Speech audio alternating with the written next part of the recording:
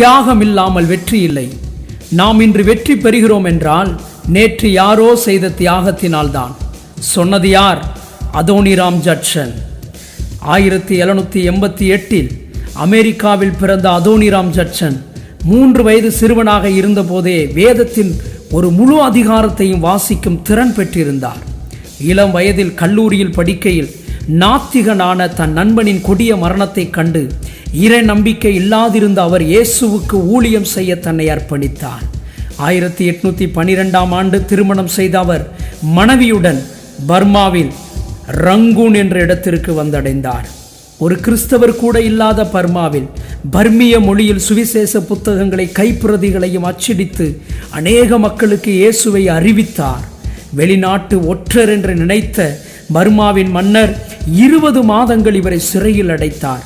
மனைவியின் இடைவிடாத போராட்டத்தால் விடுதலை பெற்றார்.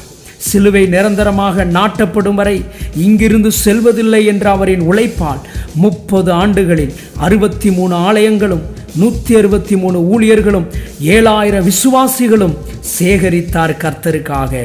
சுவாச நோயினால் பாதிக்கப்பட்ட இவர் 1850 ஆண்டு கர்த்தருக்குள் நித்திரையடைந்தார்.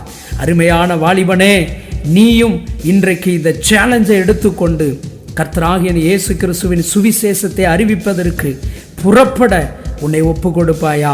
என் வேதம் சொல்லுகிறது, சமாதானத்தை கூறி நற்காரியங்களை சுவிசேஷமாய் அறிவிக்கிறவர்களுடைய பாதங்கள் எவ்வளவு அழகானவைகள்.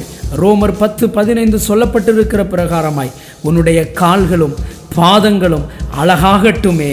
கர்த்தர் உன்னை ஆசீர்வதிப்பார்.